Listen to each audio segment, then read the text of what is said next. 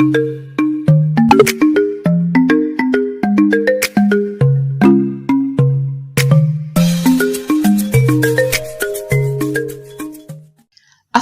warahmatullahi wabarakatuh. Halo teman-teman semua, kembali lagi di Rianti Channel. Aku senang banget bisa menyapa lagi teman-teman semua.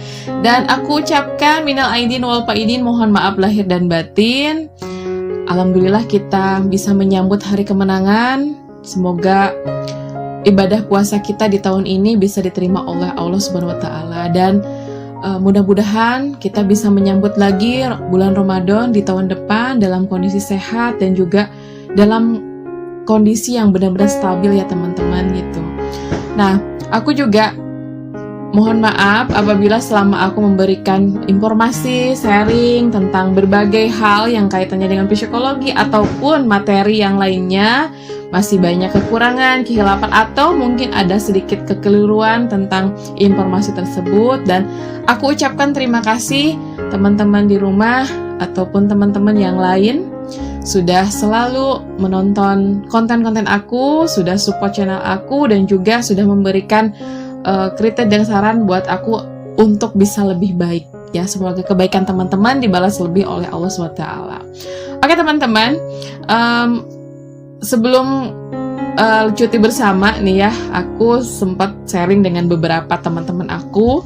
Nah, mereka sharing, aku sharing sih, aku lebih ke ketika ibaratkan sekarang nih udah mulai masuk lagi kerja, artinya udah mulai offline lagi ya, nggak full daring. Aku cerita bahwa kok aku kayak lebih sensitif gitu kalau misalkan dapat omongan dari orang lain gitu.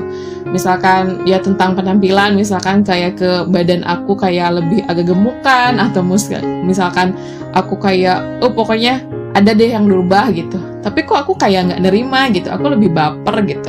Nah ternyata teman-teman aku juga merasakan hal itu teman-teman. Jadi mungkin pasca pandemik ini, karena kita banyak waktu luang di rumah, aktivitas ngobrol juga hanya dengan orang-orang rumah, otomatis mungkin ruang geraknya juga kita hanya orang rumah, orang itu lagi gitu ya. Nah pas sekarang kita sudah kerja lagi seperti biasa, offline. Nah, kita tuh kayak belum siap gitu secara psikologi harus menghadapi orang-orang di luar sana gitu. Dan mungkin orang-orang di luar sana juga merasakan hal yang sama ya teman-teman. Jadi kita tuh kayak lebih sensitif gitu kalau mendengar omongan-omongan orang lain gitu. Padahal ya memang itu realnya ya. Misalkan nih aku ada yang ngomong, Mbak kok sekarang agak gemukan itu. Kayak ke hati tuh, kok kayak gini sih ngomongnya gitu ya. Padahal ya memang realnya memang misalkan aku agak gemukan gitu. Tapi kok lebih cenderung kebaperan gitu kan, lebih sensitif. Nah, pada dasarnya sih kalau istilah baper ataupun bawa perasaan ya, atau mungkin lebih sensitif, itu biasanya lebih ditunjukkan pada orang yang memiliki sifat yang sensitif. Hanya mungkin waktu aku ataupun teman-teman aku merasakan hal itu karena memang mood kita lagi nggak stabil, dan memang kita secara psikologi juga belum siap untuk bertemu dengan orang ramai gitu ya. Karena selama 2 tahun ini kan kita banyaknya di rumah gitu, banyak komunikasi dengan orang-orang rumah yang kita tahu perubahannya juga nggak terlalu signifikan dari mereka. Nah, biasanya orang yang baper itu cenderung mudah tersinggung, cemas, atau sedih gitu dengan omongan-omongan orang lain. Nah, biasanya sifat baper juga bisa mendatangkan gangguan ya pada produktivitas ataupun pada semangat kerja ataupun semangat untuk menjalani kehidupan gitu. Nah, jadi bagaimana cara mengatasi perasaan yang terlalu sensitif atau baperan ini? Nah, ada penjelasan menurut Iksan Bella Persada MPSI dalam klikdokter.com. Nah, di sini ada 5 cara untuk mengatasi perasaan baper atau perasaan sensitif. Nah, ternyata cara yang pertama, kata psikolog Iksan ini, yaitu pahami apa yang sedang kamu rasakan. Jadi kita coba pahami perasaan kamu sendiri, apa yang dirasakan ketika ada suatu masalah, ada konflik atau pemicu stres, mungkin kemarin pandemik ya. Nah, terus apakah kita lagi merasakan marah, sedih, kecewa, atau hal yang lainnya gitu. Coba cari tahu hal-hal apa saja yang membuat emosi kita itu mudah berubah dan menjadi sensitif gitu. Tanyakan juga pada diri kita, mungkin aku menanyakan kepada diri aku, kenapa sih perasaan tersebut itu dapat muncul? Dengan memahami dan merasakan emosi tersebut. Jadi kita tuh bakalan tahu bagaimana cara merasakannya. Misalkan kalau kita marah, apa yang membuat marahnya? Kalau kecewa, apa yang membuat kecewanya? Agar kita juga mudah gitu untuk mencari solusinya itu harus bagaimana gitu. Jadi bukan menghindar ya, lebih ke mencari solusi untuk meredam perasaan itu harus bagaimana. Jadi kita harus memahami apa yang sedang kita rasakan. Nah, cara yang kedua adalah jangan mengkritik perasaan sendiri. Kadang banyak orang yang sensitif yang sering mengkritik perasaan sendiri.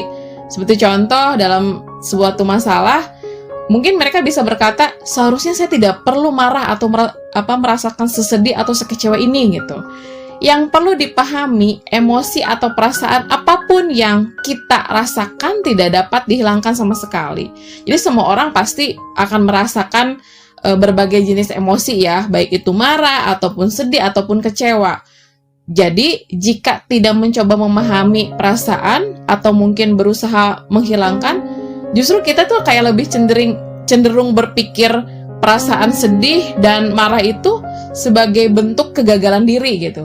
Jadi, usahakan jangan sampai kita mengkritik perasaan kita sendiri. Justru kalau kita mengkritik, kenapa sih aku tuh harus marah? Kenapa sih aku harus sedih? Cuman gara-gara hal sepele. Nah, itu tuh bukan membuat kita tambah semangat gitu, malah akan membuat kita tambah down gitu. Artinya coba jangan mengkritik perasaan sendiri, tapi kita harus merasakan kenapa saya marah, kenapa saya sedih, agar kita bisa mencari solusi dari kemarahan, kesedihan ataupun kekecewaan kita itu apa gitu. Jadi coba minimalisir untuk tidak mengkritik perasaan sendiri agar kita tuh tidak merasa kita tuh gagal gitu dalam menghadapi masalah ini atau situasi yang kita hadapi gitu. Nah, cara yang ketiga yaitu kenali kritik yang membangun dan tidak. Jadi kadang orang yang memiliki perasaan sensitif pastinya sering merasa bahwa segala kritik itu adalah bentuk sebuah kegagalan dalam dirinya gitu. Padahal kritik yang membangun itu justru dapat membuat kita menjadi pribadi yang lebih baik gitu. Jadi kita harus mengenali kritik mana yang membangun dan yang tidak. Jadi tetap kita harus memfilter ya teman-teman. Setelah kita menstabilkan emosi, menstabilkan perasaan, kita juga harus bisa dong memfilter ini kritik yang membangun gak sih buat kita? Ini kritik yang menjatuhkan gak sih buat kita gitu. Agar kita juga tidak menerima semua kritik. Artinya gini, kritik mungkin nggak semua kita makan gitu mentah-mentah. Kita juga harus bisa memfilternya. Maksudnya itu agar kita itu dapat mengurangi stres dan kita nggak membuat kita malah makin bingung dan merasa aduh saya tuh gagal ya gitu kan, nggak bisa peka ya, nggak bisa empati ya sama orang lain karena banyak banget nih kritikan. Kita memang perlu kritikan dari orang lain memang perlu kita perhitungkan atau pertimbangkan, tetapi kita juga harus bisa memfilternya. Ini kritik membangun nggak sih? Ini kritik yang menjatuhkan nggak sih? Pasti teman-teman punya trik dan cara tersendiri untuk memfilternya itu harus seperti apa. Agar kita, sebenarnya semua kritik yang diberikan kepada kita, ada yang ingin, maksudnya membangun agar kita bisa menjadi pribadi yang lebih baik. Ada juga yang mungkin orang mengkritik untuk menjatuhkan kita. Gitu. Jadi tinggal kita itu bisa memiliki trik dan tips sendiri harus bagaimana cara memfilter kritik-kritik tersebut. Gitu. Nah, cara yang keempat yaitu tentukan langkah yang harus diambil. Jadi cara menghilangkan stres, menghilangkan sifat sensitif atau efeknya itu kita stres yang terlalu berlebihan, nah adalah menentukan apa yang akan perlu diambil dari sebuah masalah ini. Jadi maksudnya kita tuh mau melakukan apa, solusi apa yang akan kita ambil. Jadi saat kita merasa tersakiti oleh kerabat atau teman, mungkin kita akan marah gitu atau dendam bila tidak membicarakan masalah tersebut dengan orang yang bersangkutan. Jadi alangkah lebih baiknya kita coba untuk menetralisir perasaan, kita menstabilkan emosi, dan kita putuskan kapan waktu yang tepat kita kita bereskan masalah tersebut atau kesalahpahaman tersebut dengan orang yang bersangkutan gitu. Karena bukan dihindari gitu. Ketika kita mempunyai masalah dengan orang lain, kita nggak bisa menghindar terus gitu. Justru nanti akan ada kesalahpahaman, ada kita tuh selalu seujuan gitu sama orang ini, atau mungkin orang itu juga akan seujuan terus sama kita. Jadi perlu kita harus selesaikan masalahnya di titik mana mungkin dia salah paham terhadap kita atau kita salah paham terhadap dia. Tapi kita pun harus memutuskan kapan waktunya dan situasinya harus seperti apa juga gitu. Jangan sampai ketika mood kita baik, tapi ketika kita mau, menurut kita ini waktunya tepat, tapi kita nggak tahu mood dia lagi baik nggak sih gitu. Artinya kita juga tetap harus ada komunikasi dengan orang yang bersangkutan yang memiliki masalah dengan kita. Masalah di sini mungkin kesalahpahaman ya, lebih kesalahpahaman gitu. Nah, cara yang kelima yaitu lakukan relaksasi. Jadi perasaan sensitif itu dapat menimbulkan stres yang seharusnya tidak perlu terjadi. Jadi hal yang perlu dilakukan itu melakukan relaksasi. Mungkin bisa kita dengan relaksasi pernapasan, ketika ibaratkan kita merasa sesak gitu, ngerasa aduh ini sakit banget ya omongan orang ini, kita coba untuk menstabilkan dengan menarik napas pelan, ambil napas, buang pelan-pelan gitu. Mungkin kita sebagai muslim juga bisa dengan ketika mendapatkan omongan yang gak enak, kita dengan ya minimal mengucapkan astagfirullah gitu kan, minimal ya Allah sabar gitu kan, untuk paling tidak menstabilkan emosi gitu, meredam gak sampai emosi kita tuh meledak-ledak gitu.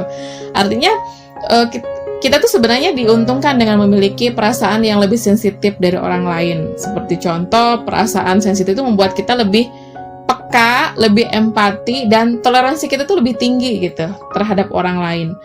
Tapi kadang sifat sensitif ini juga lebih mudah membuat kita stres. Artinya kita juga harus bisa mengelola rasa sensitivitas atau kebaperan kita ketika kita mungkin berinteraksi dengan orang lain. Apalagi kita mungkin pasca pandemik ya. Jadi kita juga harus bisa mengelola perasaan kita. Kita juga harus belajar positive thinking ketika orang lain berbicara seperti mungkin artinya dia arahnya nggak ke sana gitu. Kita mencoba untuk belajar seperti itu. Mungkin itu pun menjadi refleksi ya, menjadi pengingat untuk diri aku sendiri. Oh iya, berarti ketika saya berperan artinya mungkin saya terlalu banyak suujon sama orang lain. Mungkin tujuannya bukan ke sana. Kalau misalkan kita daripada kita suujon, ketika ada teman yang ngomong A gitu, misalkan kok ke kitanya sakit, kita tinggal tanyakan maksudnya apa gitu, biar kita nggak seujon, biar kita tuh nggak ada salah paham. Jadi kalau misalkan kita meminta penjelasan, kan tahu arahnya kemana pembicaraan tersebut. Nah oke teman-teman, mudah-mudahan tips yang tadi aku sampaikan itu juga menjadi kritikan yang membangun untuk diri aku sendiri, dan mudah-mudahan bermanfaat juga buat teman-teman semua. Oke, tetap sehat dan tetap semangat menjalani aktivitas dan juga kehidupan kita, agar kita bisa menjalani kehidupan kita ke depannya bisa menjadi lebih baik. Terima kasih teman-teman, sampai bertemu di video selanjutnya. Assalamualaikum.